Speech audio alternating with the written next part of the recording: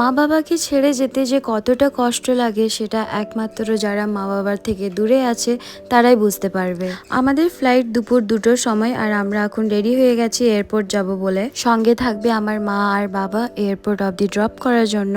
আর এখানে দেখো কিজু সবারই কোলে কোলে গিয়ে আদর খেয়ে নিচ্ছে। এই সময়টা ভীষণই ইমোশনাল ছিল, যেটা আমি ভাষায় বোঝাতে পারবো না, কিন্তু সবারই মুখ দেখেই তোমরা বুঝতে পারবে যে সবাই কতটা ইমোশনাল হয়ে গেছিল। আমি সব সময় হাসি মুখে থাকার চেষ্টা করি, কিন্তু এই সময়ে যে আমার মনে কতটা কষ্ট হচ্ছিল সেটা আমি কাউকে বলে বোঝাতে পারছিলাম না, কারণ আমি নিজের ইমোশনকে নিয়ে খুব একটা এক্সপ্রেসিভ না। আর আমি যদি কাঁদতাম তাহলে আমার দুই মেয়েকে নিয়ে আমি আর ফিরতে পারতাম না।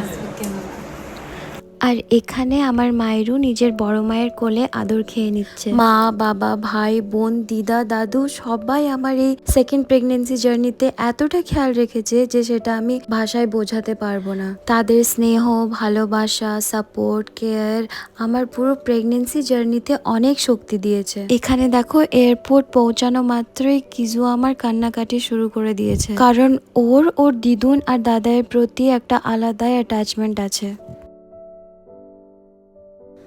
এটা হচ্ছে আমাদের কাকু, আমাকে একদমই নিজের মেয়ের মতন ভালোবাসে।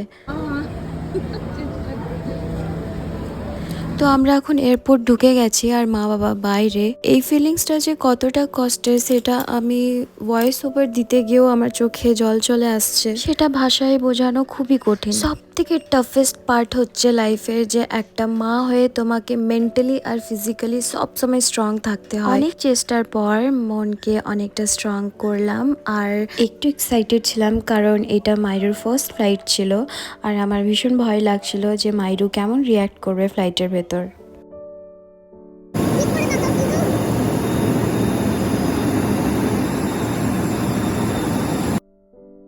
এখন আমরা ফ্লাইটে দু রকমের ফিলিংস ছিল আমার মনে। এক হচ্ছে মা বাবাকে ছেড়ে আসার কষ্ট, আর দ্বিতীয় হচ্ছে যে আমি নিজের এবার ফুল ফ্যামিলির সঙ্গে থাকবো, সেটার একটা খুশি অনুভব হচ্ছিল। ফ্লাইটে ওঠার পর মাইরু একটু কান্নাকাটি করার পরেই ঘুমিয়ে গেছিল।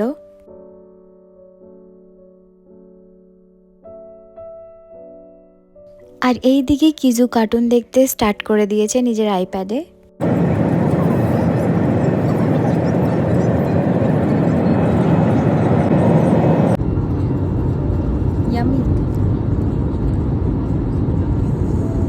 তো ফ্লাইটে উঠে কিজু ওয়াজ ভেরি হাংরি, তার জন্য একটা স্যান্ডউইচ অর্ডার করে দিয়েছিল ওর পাপা।